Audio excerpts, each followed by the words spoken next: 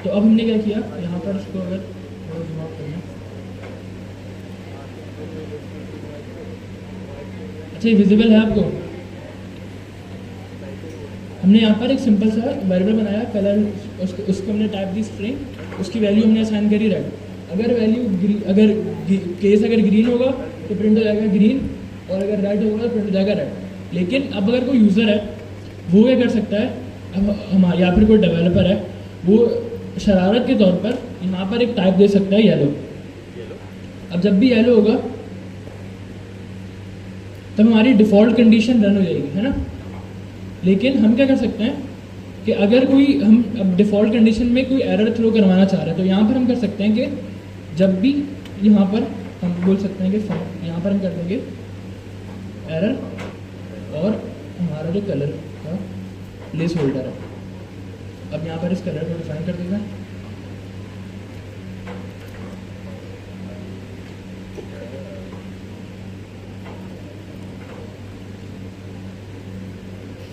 और यहाँ पर हम बोल देते हैं कि ये जो वेरिएबल है इसकी टाइप है नेवर।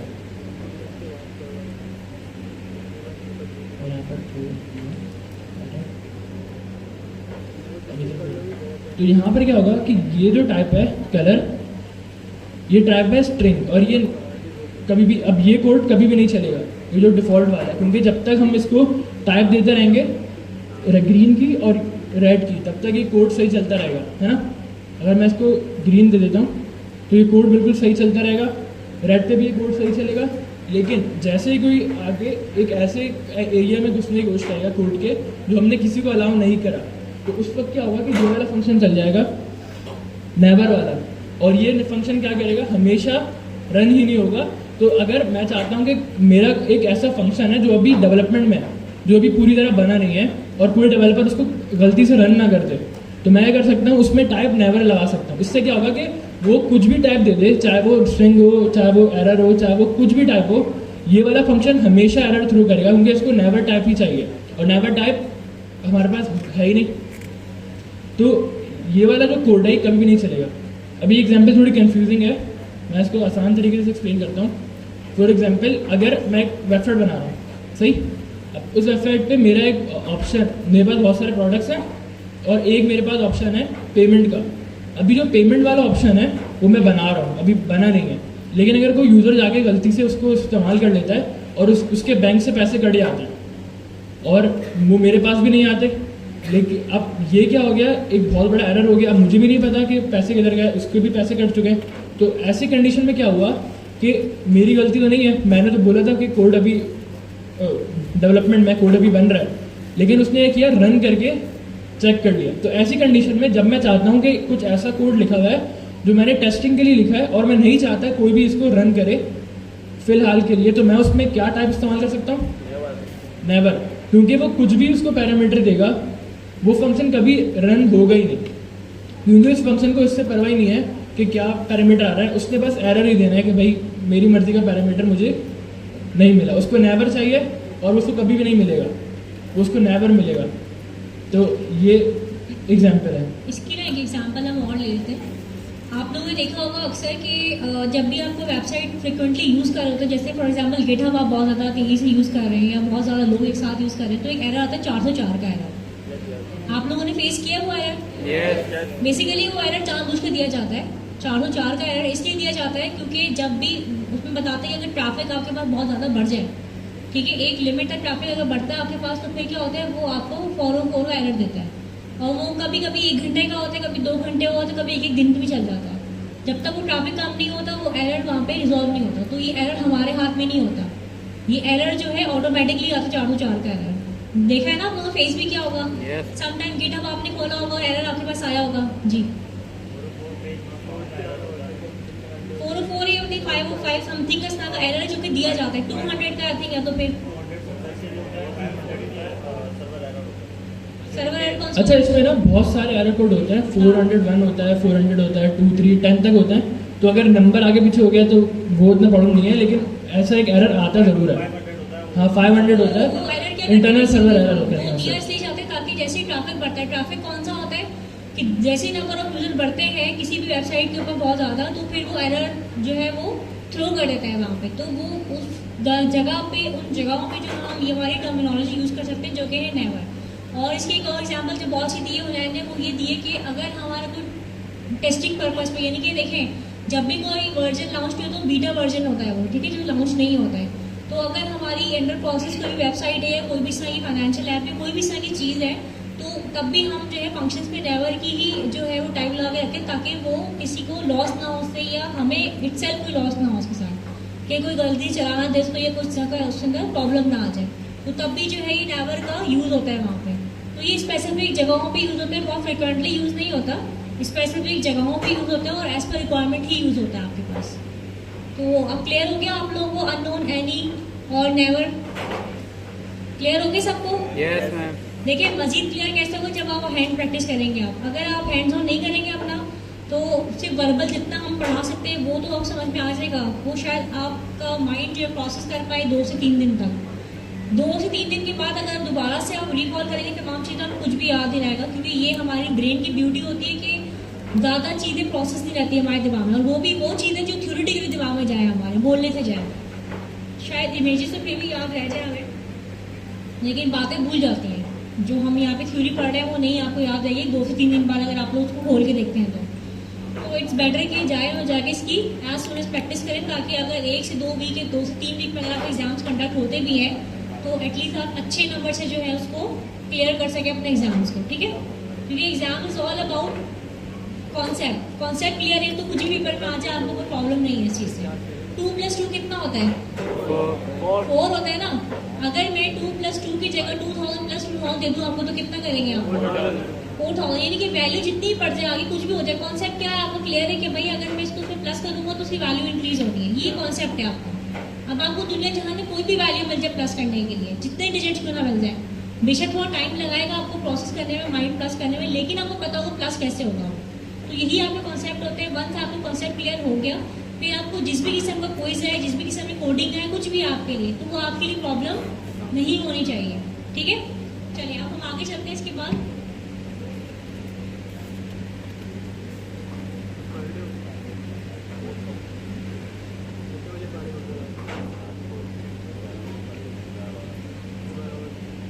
अच्छा जी, तो अब हमारा जो है स्टेप नंबर 5 के बाद हमारे पास 6 भी हो, 5F अननोन हो गया, ये वाला काम 5F भी हो गया, ठीक है। इसके बाद हमारे पास कौन सी एक्सप्लिसिट कास्टिंग है, वो हमने पढ़ी थी लास्ट क्लास में, याद है आप लोगों को? एक्सप्लिसिट कास्टिंग याद है? पढ़ा था हमने लास्ट क्लास में? नहीं पढ़ा था? अच्छा खैर 2 क्लास है ना, मेरी तो सुबह वालों को पढ़ाया हो, सॉरी ईनम पढ़ा था, ठीक है। ईनम भी नहीं पढ़ा हो? पढ़ा था भाई, ईनम पढ़ाया है भाई, मैंने खुद पढ़ाया है। अच्छा चलिए कोई बात नहीं, पढ़ लेंगे, दोबारा से रिवीजन हो रही है ना, हो जाएगी, कोई मसला नहीं है। मैं चाह रही हूँ कि आज मैक्सिमम टॉपिक कवर हो जाए हमारे, ताकि नेक्स्ट क्लास में हमें टॉपिक छेड़े होगा असिंग का टॉपिक। असिंग के अंदर आपके सारे फंक्शंस क्लियर हो जाएंगे लाइन से, फंक्शंस बताए जाएंगे, parameter, default parameter, rest parameter, call back function, using के अंदर प्रोमिसेस क्या होते हैं, दैन कैच क्या होता है, और जो है इसके अलावा आपकी क्या चीज़ होती है, सिंक्रोनस क्या होता है, अवेट क्या होता है, असिंग अवेट किस तरह काम करता है, ये सारी चीज़ें 3 घंटे में पढ़नी है आपके नेक्स्ट क्लास के अंदर। तो जितनी छोटी छोटी चीज़ें मैक्सिमम कवर कर सकते हैं आज हम उसे कवर करते हैं, ताकि अगर वाइंड अप की तरफ जाता भी नेक्स्ट क्लास के बाद तो एटलीस्ट हमारे पास बिल्कुल प्योरली असिंग से रिलेटेड चीज़ें हों, ठीक है। अच्छा एक्सप्लिसिट कास्टिंग क्या होती है?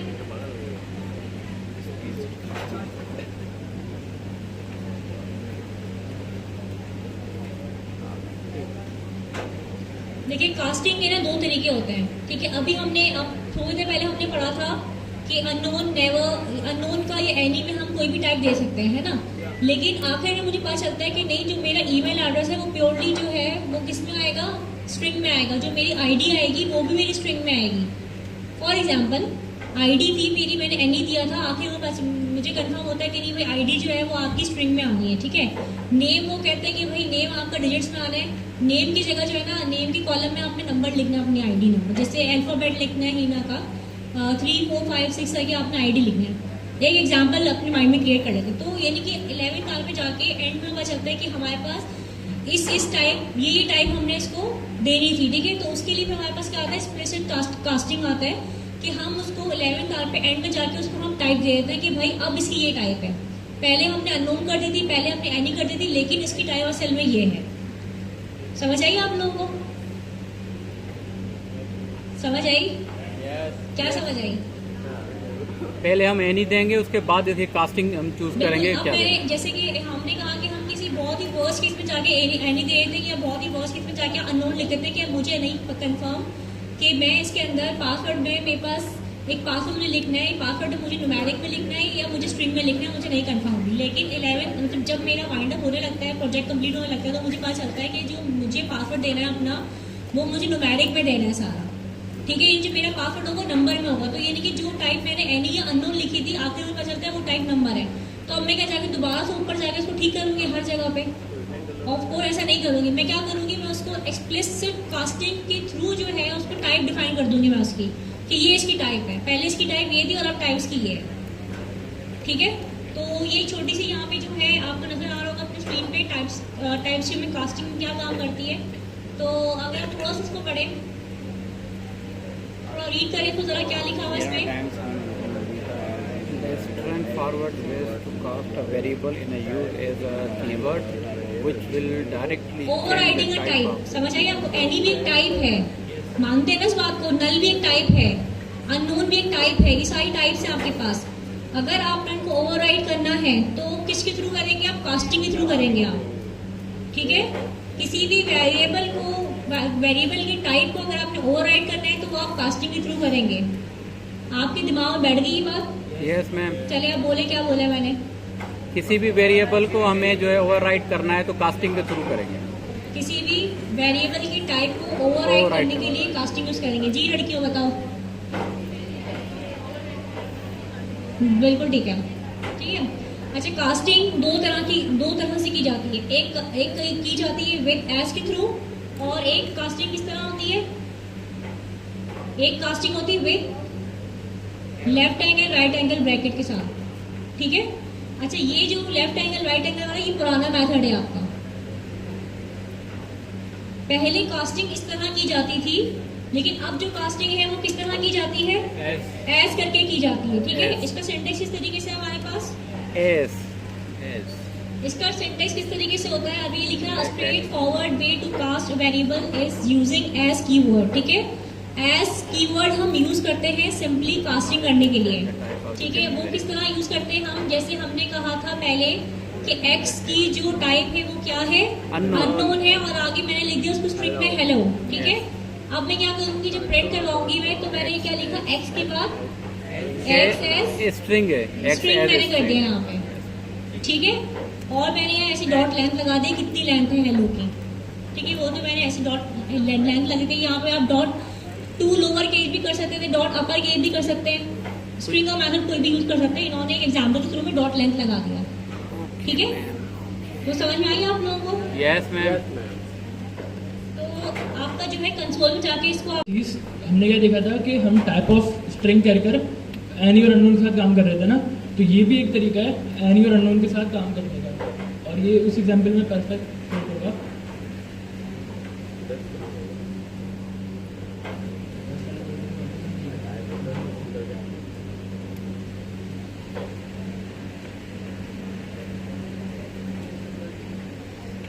तो यहाँ पर हमने क्या किया था, कुछ देर पहले हमने एक वेरिएबल बनाया था ABC, उसको हमने टाइप दी थी अननोन, और फिर जब हम उसको नेम दिया, ट्रू दिया, और फिर हमने उस पर अपर केस का फंक्शन लगा दिया। अब यहाँ पर अगर हम इसको इस तरह करते हैं, अब यहाँ हमें पता है कि हमारा जो ABC वेरिएबल है ये एक स्ट्रिंग है, लेकिन अननोन क्या कह रहा है कि ये नंबर भी हो सकता है, बूलियन भी हो सकता है, ये अननोन वेरिएबल है। कि पहले मेक श्योर करो कि ये स्ट्रिंग है, तभी स्ट्रिंग वाला फंक्शन चलेगा, है ना। हमें इफ टाइप ऑफ पूरा लिखना पड़ेगा, लेकिन हर दफ़ा हम ये टाइप ऑफ नहीं लिख सकते। जाहिर सी बात है, अगर हम 10 जगह ABC वेरिएबल को इस्तेमाल कर रहे हैं तो हम हर जगह इफ ABC इक्वल स्ट्रिंग करके काम नहीं कर सकते, वो एक बहुत ही लंबा मेथड हो जाएगा। तो वहाँ पर हम क्या कर सकते हैं, हम कास्टिंग इस्तेमाल कर सकते हैं, एज इस्तेमाल कर सकते हैं। अब यहाँ पर ABC एरर दे रहा है क्योंकि वो कह रहा है कि ABC बूलियन भी हो सकता है, ABC नंबर भी हो सकता है, ABC अननोन है, कुछ भी हो सकता है, लेकिन हमें पता है कि ABC जो है वो एक स्ट्रिंग ही है। तो हम क्या करेंगे, इस ABC को हम बोल देंगे ABC एज स्ट्रिंग इस्तेमाल करेंगे। यानी हमने क्या बोला, ABC की जो वैल्यू है वो किस तरह इस्तेमाल होगी, एज स्ट्रिंग। एज का मतलब ऐसे इंग्लिश में क्या होता है, जैसे। जैसे तो हमने क्या बोला कि ABC को स्ट्रिंग के जैसे इस्तेमाल कर लो अभी फिलहाल। लेकिन अगर यहाँ पर ये 1 2 3 कर देता हूँ मैं इसको, इसमें डेंजर ही है, तो यहाँ पर क्या होगा कि कोई एरर नहीं आएगा। ये एक डेंजरस साइड है एज की, कि अगर आपने लास्ट टाइम नंबर असाइन किया है तो वो नंबर को स्ट्रिंग की तरह इस्तेमाल कर लेगा। लेकिन अब कुछ केसेस में कन्वर्जन हो जाएगी, कुछ केसेस ऐसे होंगे जहाँ पर कन्वर्जन नहीं होगी, लेकिन आप इसको इस तरह इस्तेमाल कर सकते हो। इसका फ़ायदा क्या हुआ कि आपने वो पूरा if type of ABC equal string लिखने से आप बच गए, आपने सीधा लिख दिया ABC एज स्ट्रिंग। तो ये एक फ़ायदा है कास्टिंग का, बजाय इसके कि आप हर जगह चेक करवा रहे हैं, 10 जगह अगर आप इस्तेमाल कर रहे हैं और 10 जगह आपने इफ़ की कंडीशन लगाई हुई है कि अगर ABC स्ट्रिंग है तो प्रिंट अपर केस चले, ABC नंबर है तो मैथ डॉट राउंड चले। आपने उसको कास्टिंग दे दी कि ABC as string dot upper case. अगर किसी को एग्जाम्पल समझ नहीं आई तो पूछ सकता है।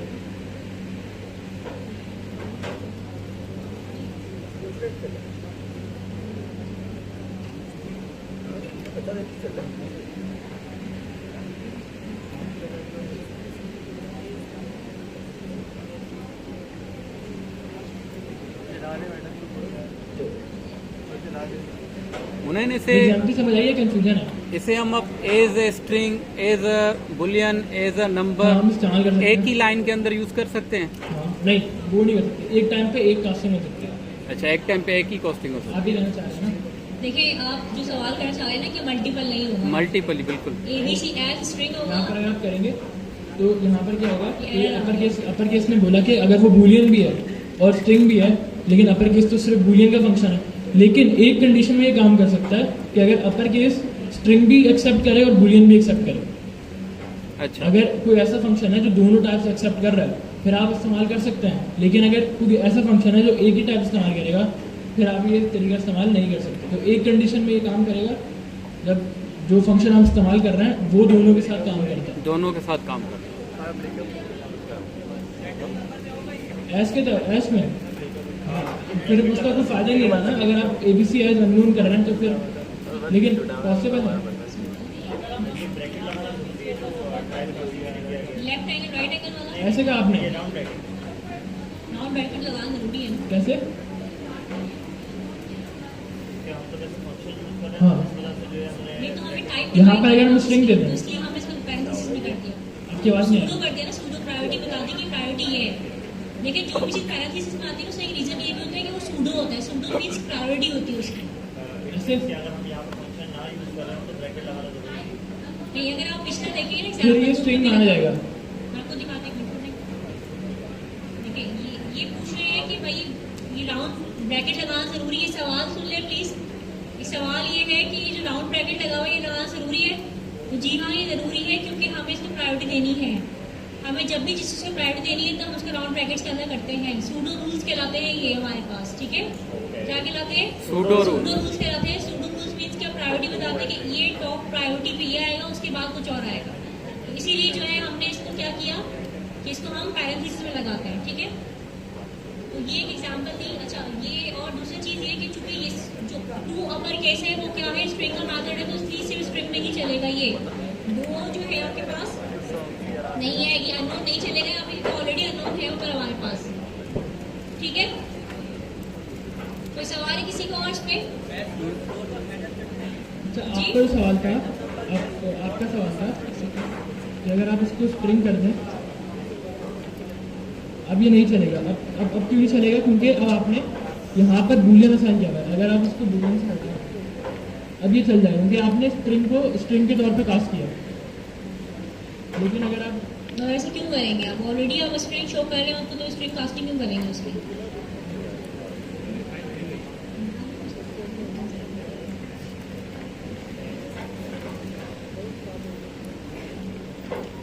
सर, अगर हमने इसको एच यूज कर लिया है, अगर हमको फिर इसको ABC बना के एच नंबर यूज करना चाहे तो भी कर सकते हैं। इसकी जो टाइप कास्टिंग है सिर्फ इस लाइन के लिए हुई है या ओवरऑल वेरिएबल पे अपडेट? ये सिर्फ इस कोड के इस लाइन के लिए। अगर आगे मैं इसको कंसोल में आएगा।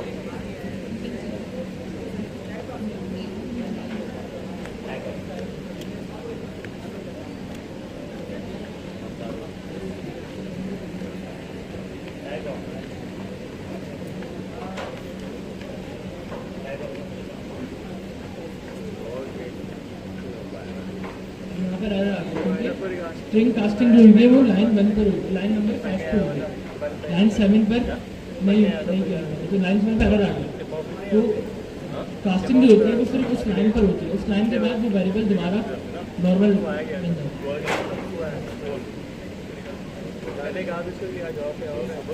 जी, तो समझ आ गई सबको? तो ये दिमाग को एरर है जी, कोड लगाओ।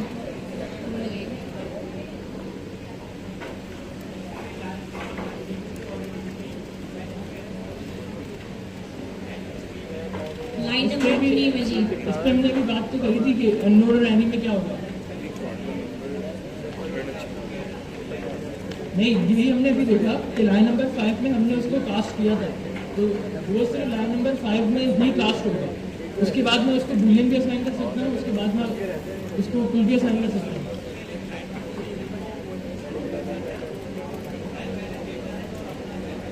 नहीं, अननोन आपको कहता है कि जिस लाइन में भी आप काम कर रहे हैं, आप मेक श्योर कर रहे हैं कि उस लाइन में उसकी प्रॉपर्टी क्या है और उस हिसाब से कोड रन होगा।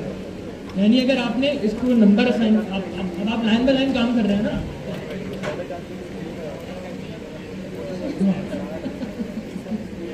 आप मेन बैठ के समझा करें, आपको कोई और सीट पे बैठ के समझ ही नहीं आता। क्या बात तो सही है वैसे। ये लाइन नंबर 3 में हमने इसको स्ट्रिंग वैल्यू दे दी है, स्ट्रिंग डिफाइन कर दिया है, तो फिर हमें 7 पेज में एरर आ रहा है। उनका भी सेम ही सवाल है कि लाइन नंबर 3 में अगर वो स्ट्रिंग है तो फिर बाद में एरर क्यों दे रहा है।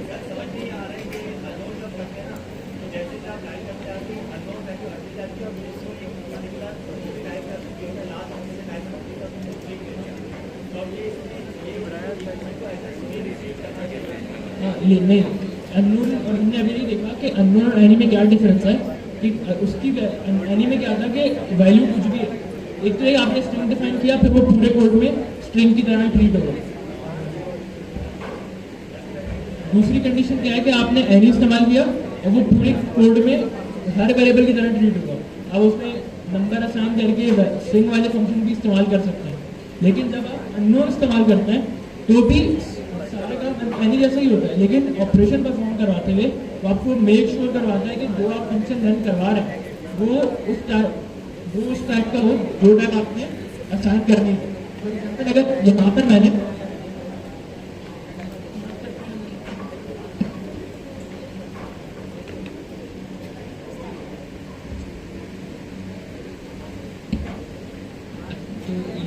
मैं ये कह रहा था कि अगर आपने अननोन टाइप दी है और वहाँ पर अगर आप स्ट्रिंग इस्तेमाल कर रहे हैं तो इसमें क्या होगा कि वो उसको अननोन के तौर पर इस्तेमाल करेगा।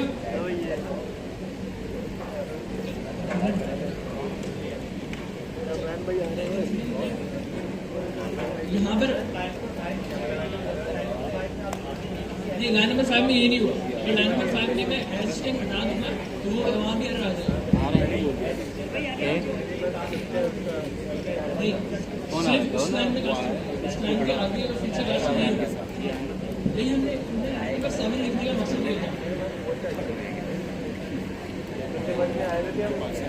और किसी को कोई कंफ्यूजन है पूछ सकते हैं।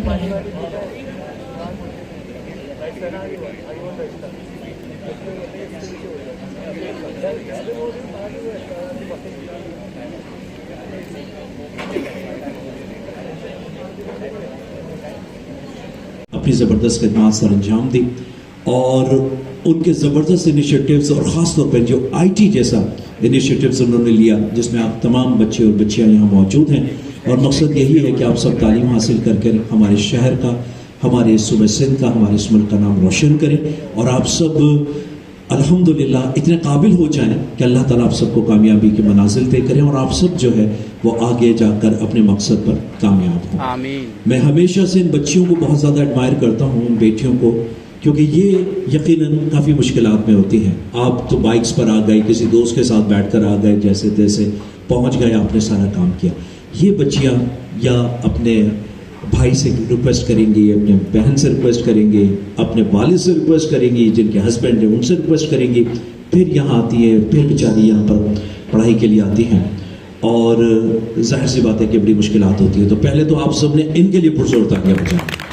Thank you so much, thank you so much. और मैं हमेशा से कहता हूँ कि वजूद ज़न से है तस्वीर कायनात में रंग। ये इन बच्चियों से ही रंग है और यही वो बच्चियाँ हैं जो कि अपनी पूरी फैमिली को लेकर आगे जाएंगी। मोअज़्ज़िज़ ख़वातीन और हज़रात, ऑनरेबल गवर्नर सिंध मोहतरम जनाब कामरान खान टिसोरी साहब ने बेशुमार इनिशिएटिव्स लिए, जिसमें गवर्नर हाउस को लोगों के लिए खोलना, बेल ऑफ द होप का, राशन ड्राइव्स, कुर्बानी के हवाले से भी हाल ही में जो कुर्बानी हुई 100 ऊँट की कुर्बानी और फिर इसके बाद उनके गोश्त की फरावानी लोगों तक पहुँचाना, वो गरीब और नादार फैमिलीज़ जो कि कुर्बानी नहीं कर सकते उनको कुर्बानी की तमाम सहूलतें फराहम करना, उन्हें जानवर फराहम करना। आपकी आईटी के लिए उन्होंने बड़ी ज़बरदस्त मेहनत की और आज आप देख रहे हैं कि रोज़ एक क्लास होती है और ये सेशन काफ़ी आगे जा रहा है और फिर इंशाल्लाह अल्लाह ताला ने आपको इसमें ज़रूर कामयाबी देगा। अब मेरी आपसे रिक्वेस्ट है कि सबसे पहले तो आप नोट कर लें या इसका एक स्क्रीनशॉट ले लें, हैश अवामी _ गवर्नर _ कामरान _ टिसोरी। ये थैंक यू मिस हिरा ने जो है ये यहाँ पर कर भी दिया। अच्छा, ये उर्दू में है, ठीक है। अब इसका बेहतरीन ये है कि जैसे आप हैशटैग करके एंड लिखेंगे तो अवामी गवर्नर आ जाएगा, राइट। गवर्नर साहब ने अभी हाल ही में बड़ा दिलखराश वाक़या पेश आया कि जो ऊँटनी जिसके पैर में लगी थी, आपने ज़ाहिर सी बात है टेलीविजन पर उसको देखा, तो उस ऊँटनी की टांग की वजह से गवर्नर साहब ने एक वीडियो डाली जो कि बड़ी ज़बरदस्त वायरल हुई। आप सब ने उसको टॉप ट्रेंड भी किया। फिर उनके बेटे ज़ैद कामरान टिसोरी साहब ने भी डाली और दुनिया भर को ये बताया कि हमारा ये इमेज नहीं है, ये गलती हो सकती है किसी इंडिविजुअल की, लेकिन हम इस तरह से नहीं करते। और वो वीडियो इतनी वायरल हुई कि टॉप ट्रेंडिंग भी हुई और काफ़ी लोगों ने उस मैसेज को पॉजिटिवली लिया और दुनिया भर में इस मैसेज को बहुत सराहा। लेकिन इसके बाद वो उस ट्रेंडिंग को कम करते गए। कुछ लोग होते हैं ना कि अच्छे कामों को सबुटाज करते हैं, लेकिन अब हमें चाहिए कि हम उन कामों को, गवर्नर साहब इसी तरह से काम करते रहें, आपके इनिशिएटिव्स के लिए काम करते रहें। आईटी एक ऐसा फील्ड है कि दुनिया बिलाखिर इसी के दरमियान इसी मरकज़ पे घूमेगी। आप जिस फील्ड जिसको आपने चुना है, सबका, चाहे वो मेडिकल फील्ड हो, साइंस फील्ड हो, सबका एक जो मरकज़ जो होता है, जो सेंटर होता है, वो आईटी है। और इसी आईटी ने आप लोगों को बहुत ज़्यादा लेकर आगे जाना है और ये तमाम चीज़ें बहुत ज़्यादा आगे होंगी। तो गवर्नर साहब कि इस ट्रेंडिंग में अब हम शामिल हो जाएं और इसको एक मरतबा फिर हम टॉप ट्रेंडिंग की तरफ ले जाते हैं, ताकि लोगों के इल्म में हो कि जो काम अच्छे होते हैं, बेहतर होते हैं, उसको हमने पॉजिटिवली करना है। और इस सिलसिले में जो टॉप ट्रेंड्स करेंगे, जो 11 लोग होंगे जो टॉप ट्रेंडिंग करेंगे, तो उन्हें गवर्नर साहब की जानिब से 5 लैपटॉप मिलेंगे और मैं तो चाहता हूँ कि ज़्यादातर इन बच्चियों को मिले, ताकि ये बच्चियाँ जो है उस लैपटॉप के ज़रिए आगे बढ़ें, काम करें। और 5 मोटर बाइक्स, और मैं चाहता हूँ कि ये इन नौजवानों को मिले ताकि ये बच्चे अपने लिए चीज़ें आगे बढ़ाएं। और एक iPhone 15, क्योंकि 11 टॉप ट्रेंडिंग के जो लोग होंगे उन्हें यहीं पर तकरीब में दी जाती है। और उमूमन यहाँ पर जो लोग संडे की क्लास में यहाँ पर मौजूद हैं, उमूमन यहाँ पर प्रेसिडेंट साहब भी तशरीफ़ लाए हैं, प्राइम मिनिस्टर भी तशरीफ़ लाए हैं और कौंसल जनरल्स भी तशरीफ़ लाते हैं, सभी तशरीफ़ लाते हैं। तो ये सारा सिलसिला है जो मैंने आपको बताना था कि हमने इस तरह से इस सिलसिले को आगे बढ़ाएं और चीज़ें लेकर